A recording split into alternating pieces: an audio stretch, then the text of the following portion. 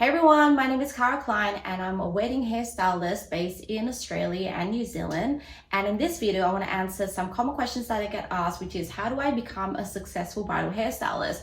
That seems to be something that a lot of people want to achieve. And what they think is, okay, well, I just got to take a class and then I'll become really great and then I can make money.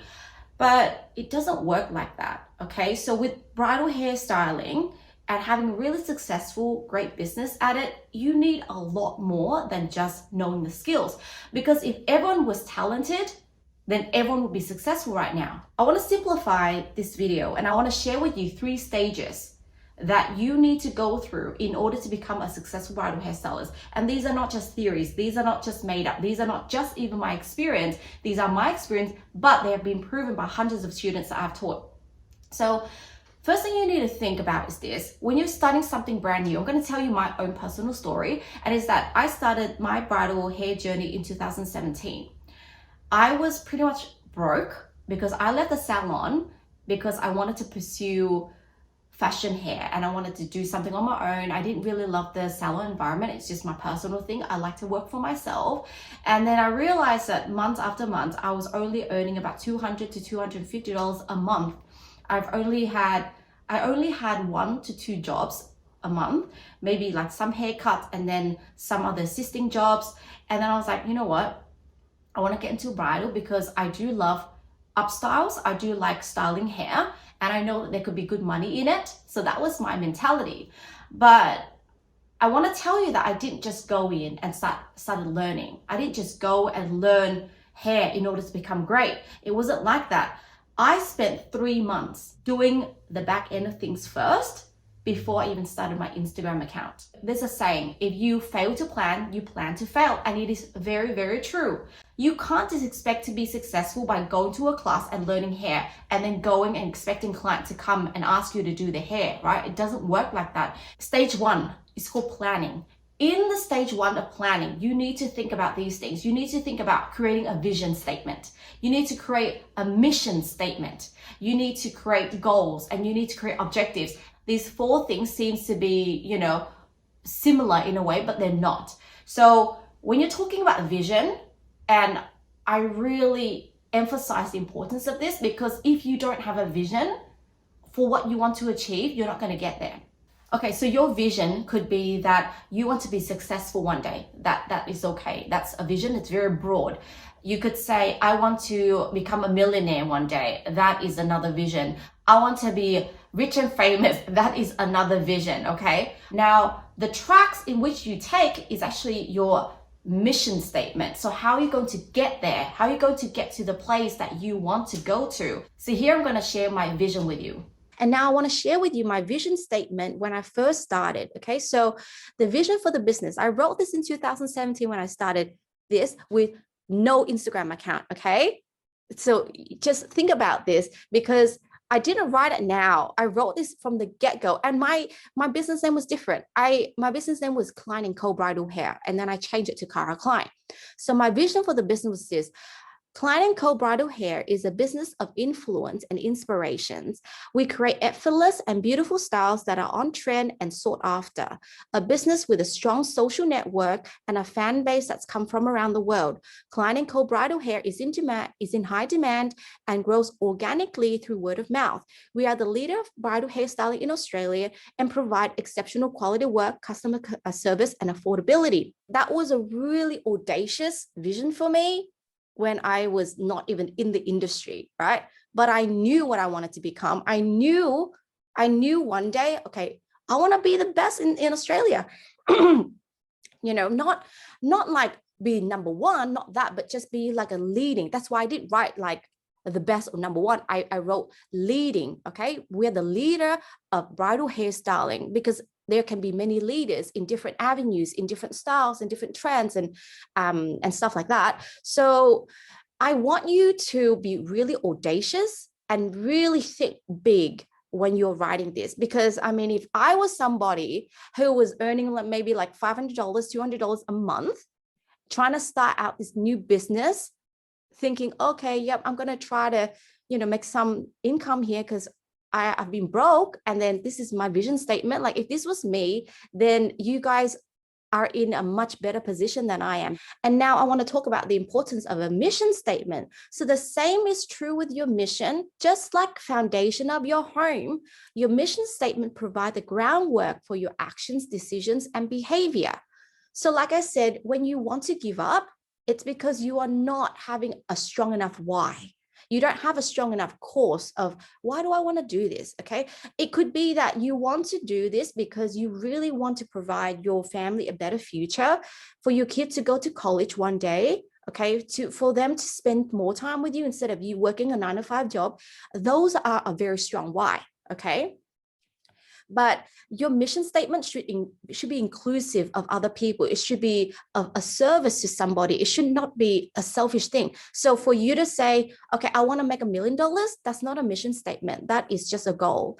A mission statement goes beyond yourself. Okay. So when you have, like before I said, the architecture drawing, that is the vision. Okay. And then once you have the vision, you're starting to build, you pour concrete on, you start applying bricks. And so the mission statement, which is, wanting to build this home for like homeless shelter or whatever it is, it helps the project to become something of high quality, and everyone who's involved are very committed because they are doing for a stronger cause than just, okay, a house. Do you know what I mean? And so without a base, your home falls flat. So the base here is the mission, okay? And you lose the sense of purpose and direction. You may appear to be successful, that you have Instagram followers, you have like beautiful hairstyles, but you still feel lost because you don't know what you're doing. You don't know what you're doing it for. So until you define what success means to you, you'll be chasing empty accomplishments. A lot of you are focusing on the wrong thing. Okay. You are focusing on doing the beautiful hairstyle. That's not wrong. But if you're making beautiful hair and like Instagram followers, the main thing of why you're doing what you're doing, and you believe that's the key thing for your success, then that's not right, because that's not a strong enough why. So what if you right now, okay, imagine guys, every single one of you have 50,000 followers right now. How does that make you feel? Okay, you might feel, okay, amazing. But what if tomorrow Instagram crash and then somehow the follower metrics like just dies and just go all over the show and you end up with like 1,000 followers, but you still have beautiful work? Would you feel bad? How would you feel? Do you feel any differently? If you actually feel like, oh my gosh, if you're devastated because of followers that you've lost, then I would question, what your mission is, because your beautiful work is still there. But if you're focusing too much on, the following, or focusing so much on the things that are tangible, the things that can change, and there's not enough of a strong why, then I would really want you to think deeper about why you want to do what you do, because that's the only way of you really pushing through the hard times. Okay, so a mission statement is ultimately what success means to you. So you really need to think about what your mission is. Are you guys curious of what my mission statement is? I wrote this in 2018 in Feb. So like about 6 to 8 months after I started my business. Then I sort of looked at my vision and I started crafting this to what I want it to be, purposeful for me. So updated business statement. Okay. So I wrote, this is you don't have to make it long or short, like it's up to you, but this is just my personal one: to bring beauty to life, influence, educate, and inspire people to live their dreams by creating a highly respected global social platform and a leading bridal hair business that is on trend, constantly thriving, sought after, whilst remaining humble, hardworking, and kind to all. Because these are my core values. So then I've just tried to craft everything together in like a sort of a longish sentence. And so this is quite similar to my vision, but vision, I was looking forward. Now my mission is like, hey, okay, I know where I am right now. What do I want to continue doing? Okay. And so, like I said before to you, how we were talking about like building the house, just like the foundation of your home, your mission statement provides the groundwork for your actions, decisions, and behavior. So you can see this was in February 2018. I had not even started educating. I educated in 2019. I was reasonably sort of like small in the industry because I've only just started 6 to 8 months prior. But you can see everything that I'm doing now, you can kind of see that it makes sense in the mission statement, right? Before I do a post, I'd ask myself, is this post going to influence people positively? Is this going to educate them? Is this going to inspire them? And these are like the bones of what I do, right? So if you have a mission statement, it really helps to make decisions. Say if you want to upskill and you want to sign up to like an education course or online course or whatever, right? You want to think about, okay, what do I want to achieve here? Does this resonate with what I want to achieve? And it helps you to make wiser decisions.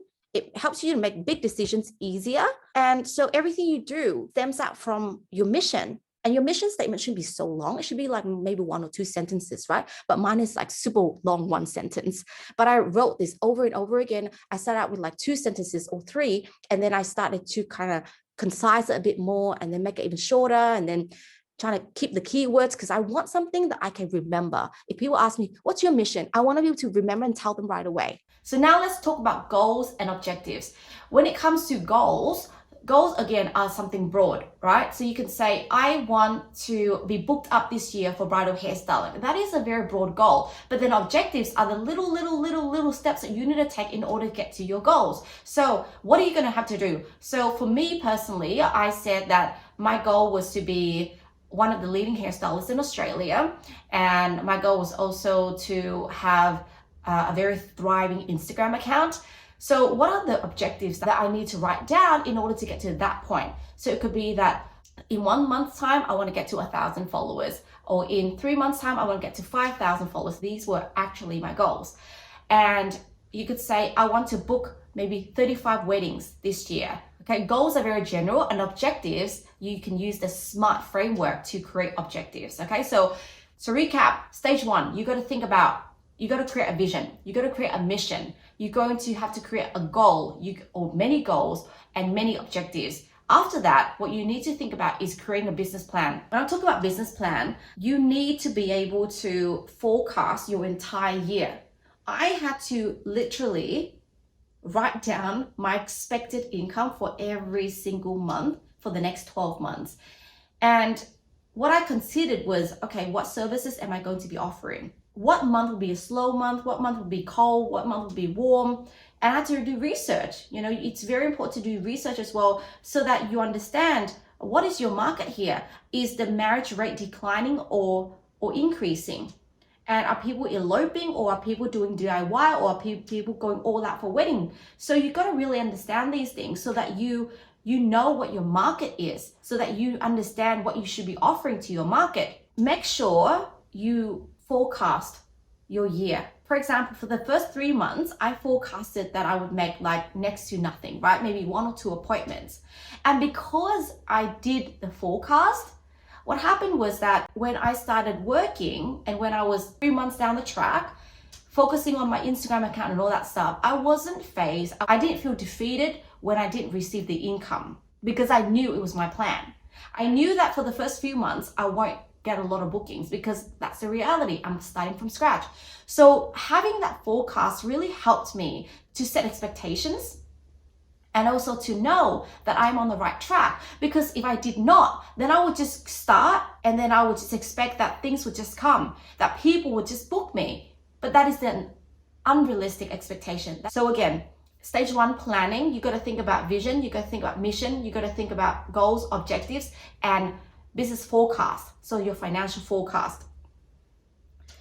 So now stage 2 is that once you have all of that as like the roots of your tree, then you want to go to stage 2, and stage 2 is when you want to start to build up your portfolio. You want to start getting content out there. So it means that you really need to focus on working and hustling. And so that's why for this stage, I call it the hustle stage. First stage was planning stage, now it is the hustle stage. So the hustle stage means that you are going to not get paid a lot, and you've got to put in a lot more work for a little return. But all of that will add up towards the end. I'm telling you, if you put in the work at the very beginning, you might not see it now, but it will add up and it will create momentum. And at the very end, you'll see the fruits. So what do you have to do? So things like, you ask your friends. So what I did was I asked my friends to come, and for each of them, I planned out at least 3 looks, and I got different tops, that they could wear. So I would buy tops in size 8, size 10 that had like maybe light colors or white or blush or something that looks bridal and looks very, very different, so that I can put different tops on them and make them look like different people. So then it was all about just content days. Or, you know, when you're taking clients, you've got to just take them for a cheaper price, because all you want is for you to show your work.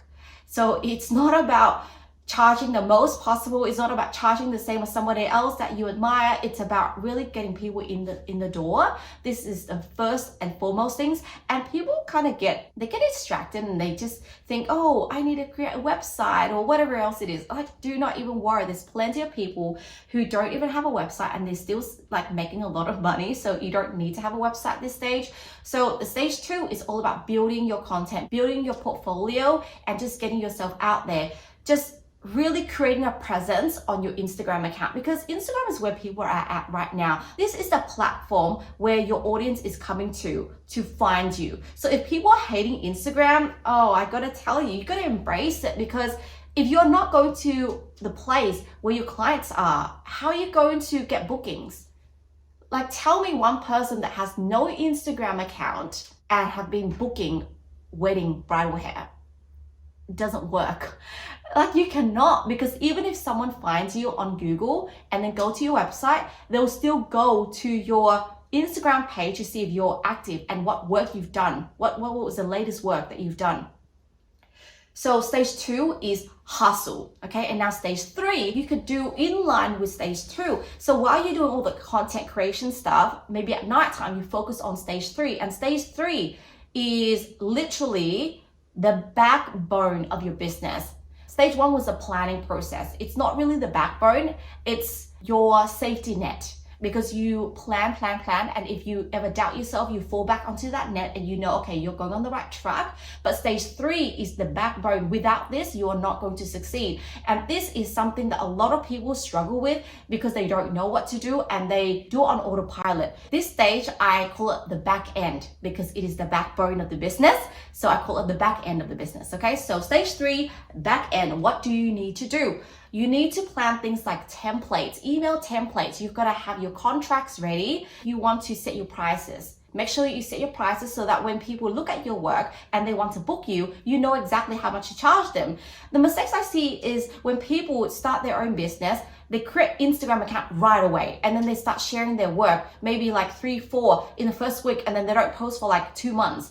And then someone could inquire and they're like, oh, I don't know how much you charge. I'm so scared. Okay, turn the booking away or not even replying to the DM. So you gotta work from stage 1 first, the planning, and then go to the hustle stage, which is stage 2, and then go to stage 3, which is the back end part. So you are getting ready for when clients do come. So when they come, you have your templates ready. So if they inquire for your services, you could either be available or not available. You're gonna have those template emails ready. So if you are available, what are you gonna send them? Okay, so create this already, even before your first inquiry. And then if you're not available, what are the reasons you're not available? It could be that it's too early. It could be that it's too far away. It could be that you've already been booked by somebody else. Create these different templates so that you are ready to just click send when they inquire for your services, and you're not wasting like hundreds of hours trying to work out what to write, what to say, or replying so late that you look really unprofessional. So yeah, set your prices is first. Create email templates. Another thing is you got to get your contracts in, because without a contract, you're going to be dealing with a lot of people who can take advantage of you. For example, they cancel on you, you can't really protect yourself. They might say, oh, can you give me discounts on this? Or you didn't say in your contract that you charge extra for that, so can you do this for free? So having a contract in place is really, really important, so that if they say, okay, I want to book you, I want to go ahead with your services, what do I do next? You just send them a contract, you send them all like your invoice and quotes and all that stuff, and then they sign, and that is done and dusted. So having that in the back end is really important. But the most important, leave the best for last, right? The most important thing is knowing your workflow. It's not enough just to have your content up there on social media and then have inquiries and then having your email templates and having your contract in place. Understanding your workflow is really important. So creating a workflow, understanding the stages of your bride is really important, so that you can expect and you can get ready for every single stage. For my brides, for example, the stages that they go through would be, okay, first of all, there's an inquiry stage, then there's a booking stage, and after the booking stage, what happens? They put a deposit, and then they have to schedule in a trial, like who's gonna do that, and then they're gonna pay their invoices before the wedding date happens, and then maybe I might send a questionnaire to ask them what they want for their trials. So trials are like previews, bridal previews. There's a lot of things that goes in between that, so you gotta like make a plan. You gotta draft out every single thing that could happen from when someone becomes your client to when they finish, when it's their actual wedding day. So there's a lot that goes on in between, and you got to find that contact point and then list out every single thing that you need to do so that you can plan for those things. And understanding the whole journey would allow you to be very consistent, as well as giving your customers great customer service, because you know exactly when things should be. So if you don't have a workflow, what happens is somebody might be asking you, hey, like my wedding's next month, I need to get a trial. But you yourself know that you should have done her trial like months ago. So that's what happens. Or sometimes you don't ask them or send them an email to ask them to pay their last invoice, and on the day they forget to pay you. And what happens? Like you do a wedding and they didn't end up paying. So it's very, very dangerous. So understanding your workflow and every single contact point that you would make with your client is really important, so that you can expect those things and plan out for everything that you need for that. To wrap things up, stage 1 is the planning stage, stage 2 is the hustle stage, and stage 3 is the back end stage. So if you work through those, I guarantee you are going to do so well. So that's it for this video. I hope that has helped you and given you some insight. If you have really enjoyed this video, I would love for you to make a comment down below and let me know what was useful for you. And I'd love for you to even take a screenshot and tag me, and just so I know who's watching me and we can connect on Instagram. So until next time, see you for now. Bye.